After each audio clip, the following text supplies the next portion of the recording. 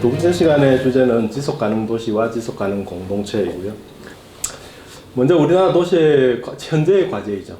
특히 이제 지방에 있는 소도시, 그러니까 서울, 경기도의 수도권을 제외한 지방에 있는 소도시의 가장 큰 과제가 지금 이제 저성장, 그리고 저성장을 넘어서 쇠퇴하고 있는 거죠. 인구가 줄고 경제가 침체해지고 뭐 이런, 그다음에 고령화가 진행되고 출산율이 떨어지고, 그래서 뭐 전국에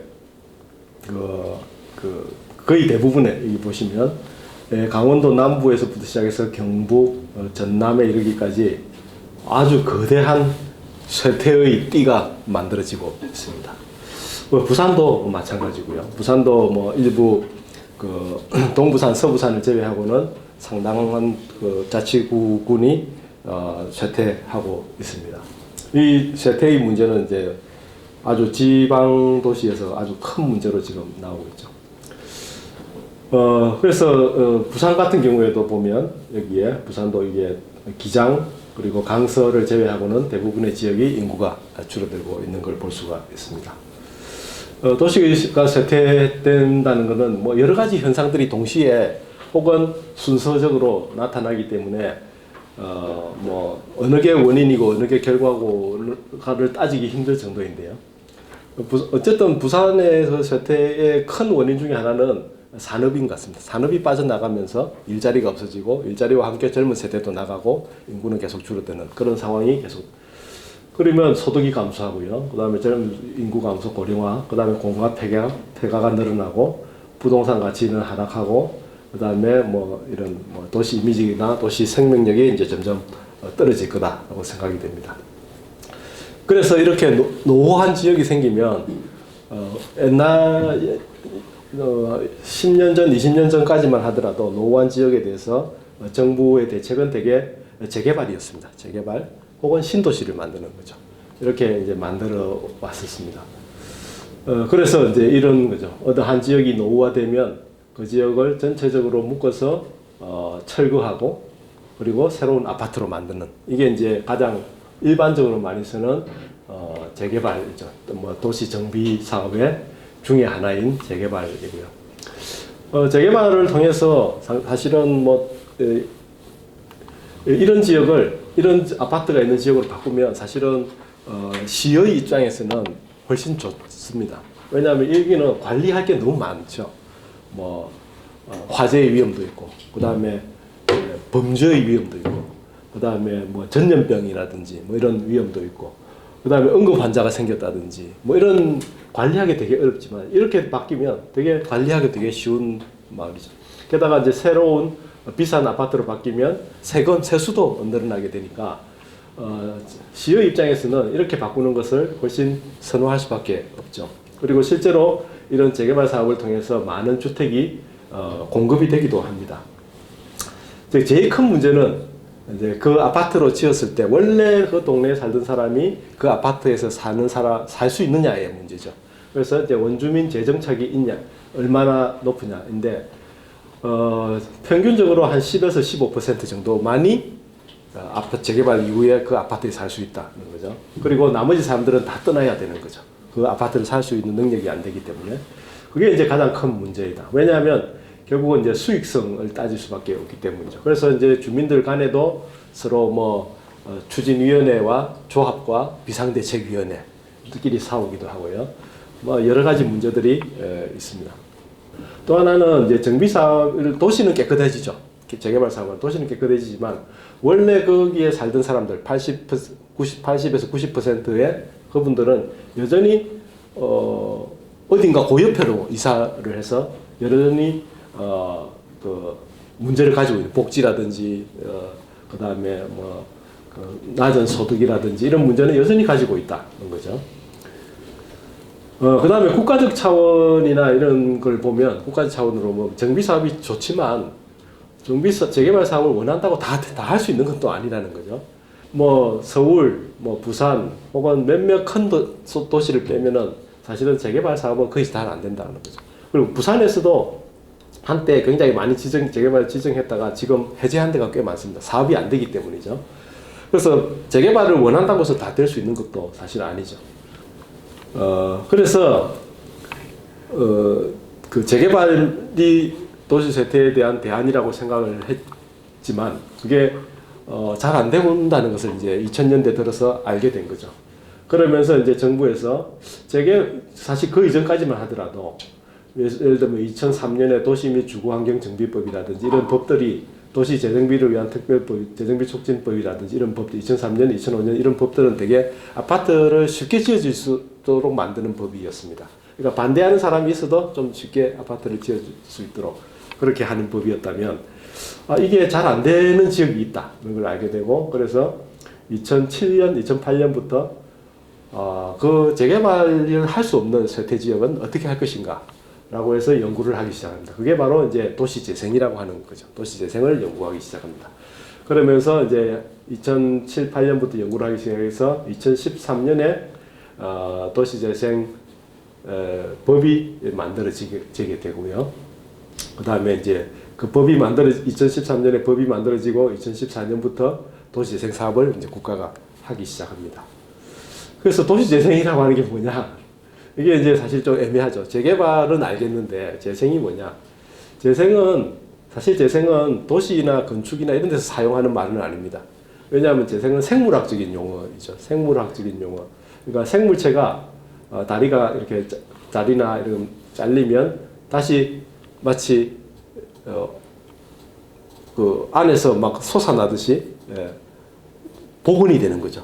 이 발이 새로 생기다든지 혹은 꼬리가 새로 생긴다든지 뭐 이런 작용, 그런 생리 현상이 재생이라고 리제너레이션이라고 하는 건데 도시가 그럴 수 있다. 도시가 원래 있던 그대로 회복을 할 수 있느냐?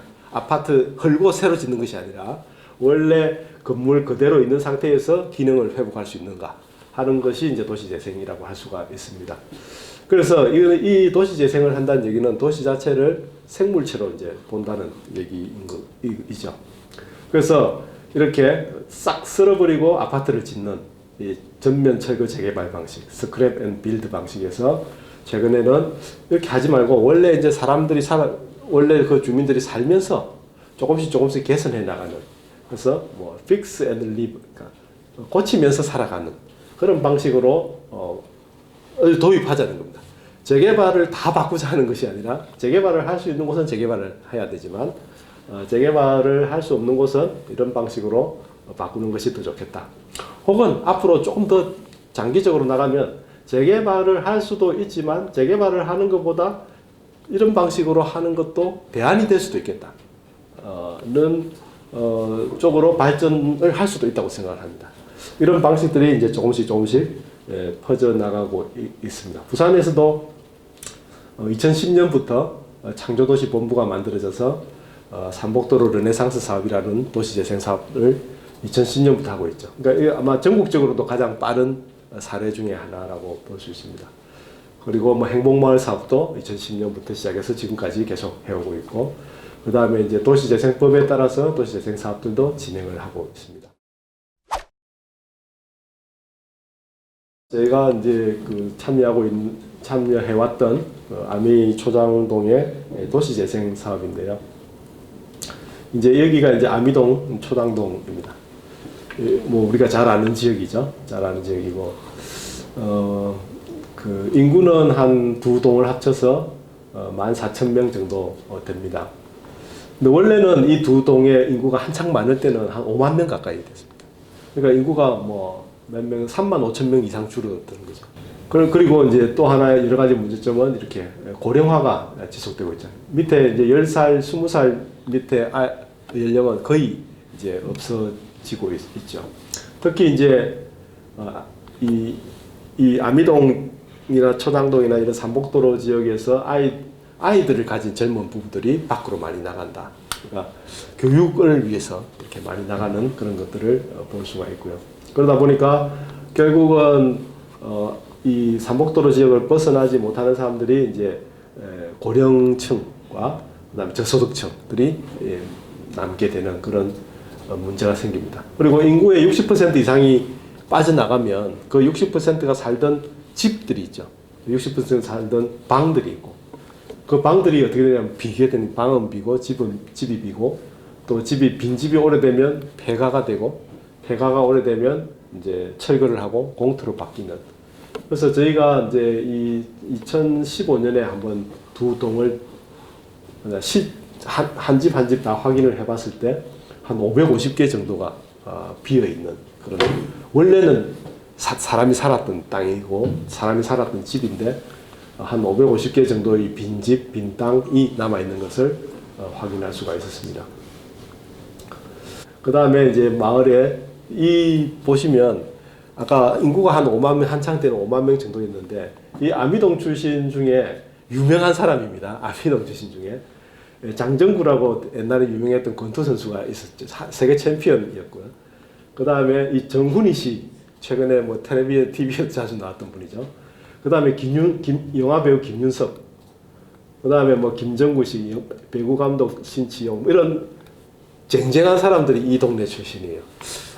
조그만 동네인데, 그죠? 조그만 동네 세계 챔피언에다가, 그 다음에 정훈이 씨는 옛날에 뭐 무슨 칠레 가요제 대상도 받고 동경 가요제 또 대상도 받았던 그런 사람이죠. 그 다음에 김윤석 씨도 지금 천만 영화 배우잖아요.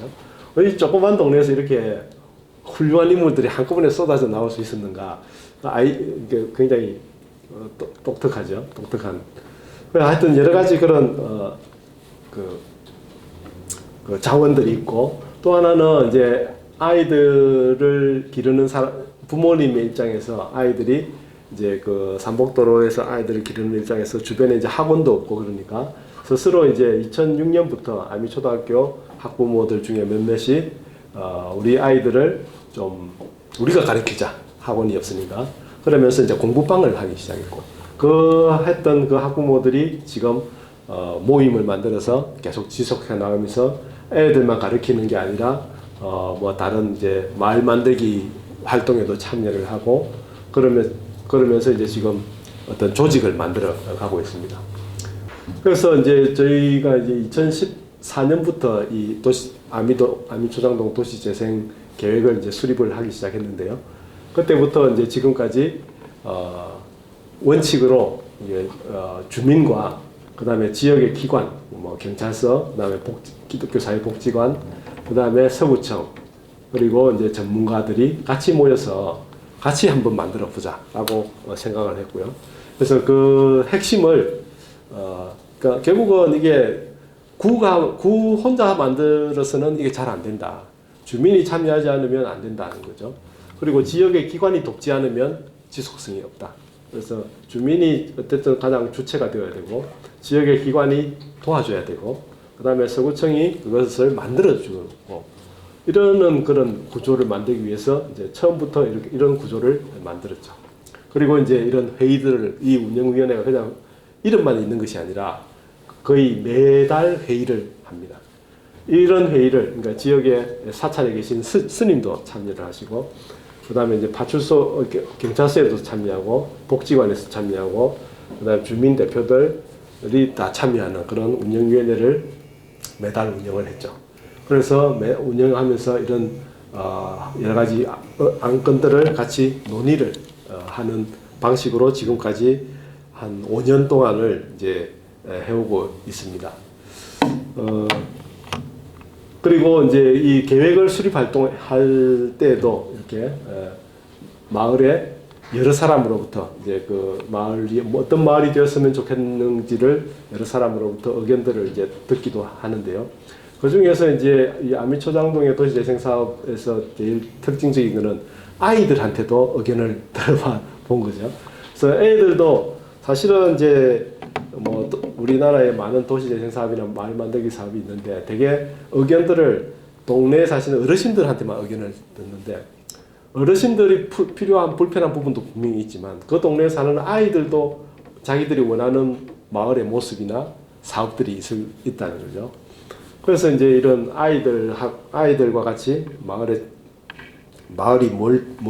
마을이 필요한 것이 뭔지에 대해서 네 차례에 걸쳐서 워크숍을 했습니다. 특히 이제 애들이 이렇게 보면 계단을 없애고 싶다든지, 그다음에 문을 닫은 가게가 문을 열었으면 좋겠다든지, 뭐 예를 들면 애들은 치킨집 같은 걸 좋아하잖아요.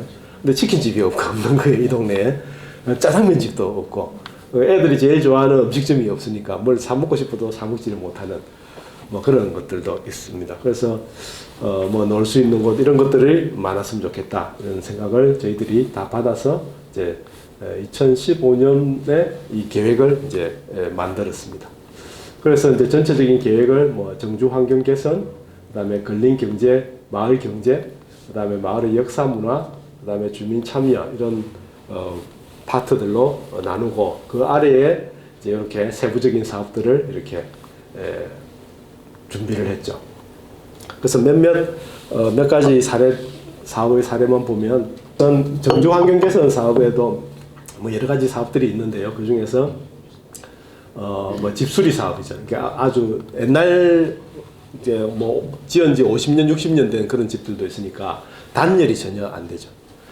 지역에 봉사단체하고 같이 해서 방수라든지 그 다음에 이런 곰팡이 피는 결로, 누수 이런 문제, 그 다음에 단열 이런 것들을 이제 해주는 그런 집수리 사업들을 매년 계속 하고 있고요. 그 다음에 또 하나는 이제 마을 베란다 사업인데요. 이게 마을 베란다 아까 특히 이제 삼복도로 지역의 그 집들 중에는 집이 뭐 한 3m에 3m 정도밖에 안 되는 굉장히 작은 집들이 많습니다. 집이 작기 때문에 집 안에 화장실이 없는 경우도 있고, 그 다음에 화장실이 없다 보니까 이제 그 샤워실도 없는 그런 경우도 있고요. 또는 세탁기가 없는 집들도 많이 있습니다. 그래서 마을 베란다 같이 쓸 수 있는 마을 베란다를 만들자라고 했고요. 그래서 그 마을 베란다의 기능을 뭘로 할 거냐를 고민을 했죠. 그래서 이제 보니까 아까 빨래를 못한다. 세탁기가 없어서 빨래를 못한다. 특히 이불 빨래 같은 걸. 그 다음에 샤워를 못한다. 그런 걸 알게 되었죠. 그래서 여기에 이 빨래 세탁기하고 샤워실이 있는 함께 결합된 것을 마을의 빈 땅에다가 이게 그 샤워실과 세탁기가 결합된 마을 골목 빨래방이라고 하는 것을 만들었습니다. 그 다음에 이제 안전한 곳인데 이게 삼복도로 지역이다 보니까 경사로가 많고 골목도 어둡고 그런 거죠. 그래서 이제 어두운 골목을 좀 안전하게 만든다든지, 그다음에 여기가 그 버스 정류장인데 요 바로 밖이 절벽입니다. 그러니까 버스 정류장에서 버스에서 내리면 바로 절벽인 거죠. 그래서 그런 위험한 곳에 이제 이렇게 사람이 앉을 수 있는 그런 곳을 만들자라고 만드는 그런 사업들을 해서 뭐 이렇게 작지만 이렇게 만드는 사업도 진행이 되고 있습니다. 두 번째는 이제 경제 사업인데 아까 아이들이 옛날에는 이 길이 거의 시장이다시피 가게들이 많았는데 지금은 거의 다 비었죠. 그래서 어떻게 하면 여기를 다시 가게가 들어찬 거리로 만들 수 있을까 하는 것을 지금 고민을 하고 있고, 특히 이제 주민들이 아까 아미맘스와 같은 주민단체가 이런 곳에서 어떤 가게나 이런 공방이나 이런 걸 다시 열 수 있게 되기를 이제 하도록 그런 이제 지원들을 지금 하고 있습니다. 지금은 감천문화마을 300만 명의 관광객이 매년 찾고 있습니다. 그래서 이 안미동에서는 감천문화마을에 오는 300만 명의 관광객의 한 10%만이라도 안미동 쪽으로 온다면 이 길이 활성화될 거다라고 하는 그런 목표를 가지고 있죠. 세 번째는 이제 역사문화 보존인데요. 이 비석주택집이라고 하는 이 집을 좀 남겼으면 좋겠다. 아마 한국 전쟁기에 있었던 판자촌 집이 아마 유일하게 남은 거라고 원형대로 남은 거라고 생각이 됩니다. 그리고 이 집 바로 뒤에 옛날식 이발소가 있습니다. 그래서 이 집들을 다 매입을 해서 이렇게 마을 박물관처럼 원래 살아있는 아미동이라고 하는 그 마을의 특성을 그대로 볼 수 있는 그런 마을 박물관을 만들어갈 계획을 가지고 있습니다. 그리고 마지막이지만 가장 중요한 사업인데요. 주민 참여입니다. 사실 이 사업이 없으면 아무것도 앞에 있는 사업은 그냥 아무것도 아니라고 생각을 하는데요.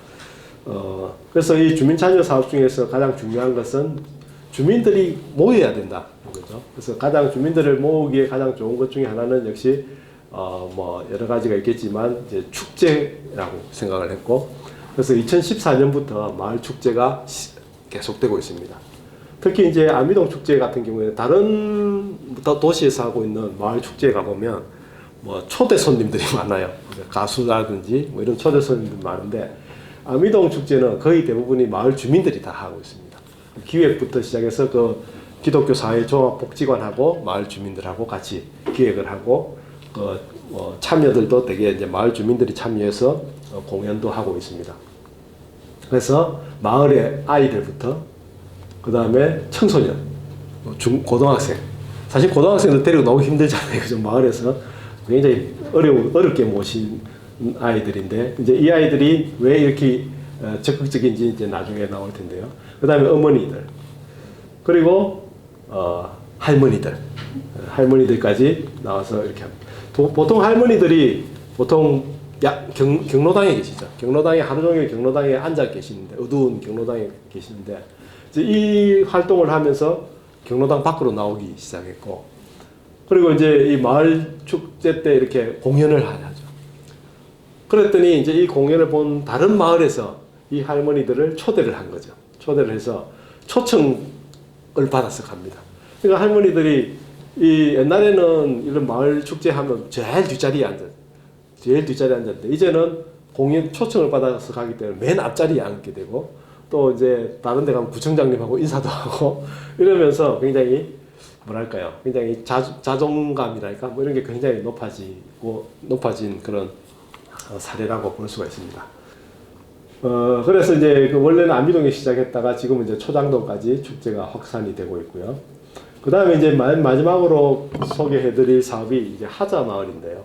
아까 말씀드렸듯이 이 마을의 인구가 많이 줄어드는데, 가장 인구가 많이 줄어드는 게 젊은 아이를 가지고 학부모 세대의 젊은 부부들이 많이 없어진다.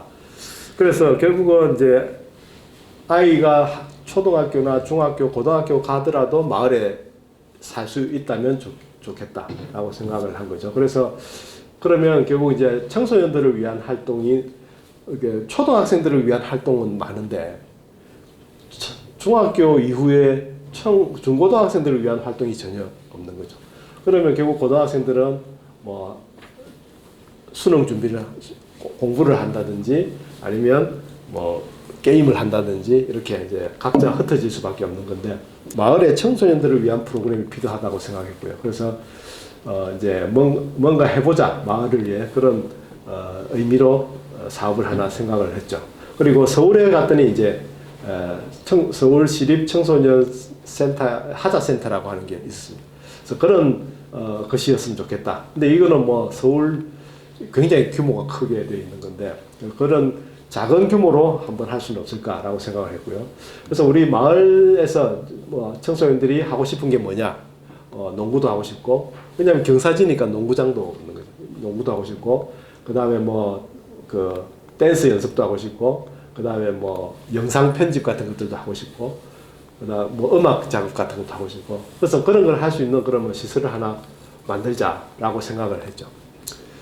근데 그 시설을 만들려면 몇 년은 걸릴 텐데, 그러면 그 사이에 애들은 다 졸업을 해버리고, 그래서 이 시설을 만들 동안 뭘 하고 싶은지를 물어봤습니다. 뭘 하고 싶은지를 물어봤더니 여행을 다니고 싶다는 거죠.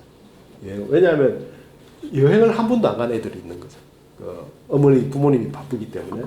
그래서 그럼 여행을 가거라 해서 아이들을 이제 여행을 가는 걸 지원을 해줬습니다. 도시재생 사업으로 건물을 짓는 게 아니라, 건물도 짓지만 청소년들이 여행을 지원을 했죠.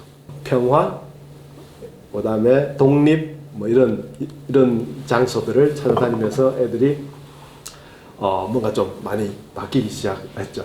그래서 물론 자기 방에 틀어박혀 있거나 혹은 자기들끼리만 놀던 아이들이 같이 마을에서 같이 모여서 의논을 하고 같이 여행도 다니고 하는 것을 하게 되었습니다. 그리고 이제 그걸 2018년에 뭐 도시재생 한마당에서 그 활동을 가지고 발표해서 이제 대상도 받기도 했습니다. 그래서 도시재생 사업이 건물을 만드는 것도 중요하지만, 건물 만드는 것보다 이런 게 훨씬 더 중요한 활동이 아닐까 하는 생각을 했습니다. 그래서 이 아이가, 발표한 그 아이가 이 13살 때부터 아까 엄마들이 했던 그 방과후 학교 프로그램에 참여하기 시작했고, 그 다음에 기독교 사회복지관과 함께 무슨 꿈모아 프로젝트라든지 이런 걸 하고, 그 다음에 2017년부터 도시재생 사업으로 여행 프로그램을 하면서 같이 커나가는 거죠. 동네 아이들이 마을에서 함께 커나가는, 그리고 부모님과 혹은 마을 어른들과 같이 관계를 맺으면서 같이 커나가는 그런 마을이 되면 좋겠다라고 생각을 했고요. 이 활동들이 뭐 도시재생 사업으로 만든 건물들은 준공이 되겠지만 뭐 그 건물들보다도 이 활동들이 계속 만들어지는 것이 훨씬 지속적인 공동체를 만들어가는 것이라고 생각을 하고요. 뭐 이런 활동이 좀 많아졌으면 좋겠다라고 하는 뜻에서 소개를 간단하게 해드렸습니다. 네, 이상입니다.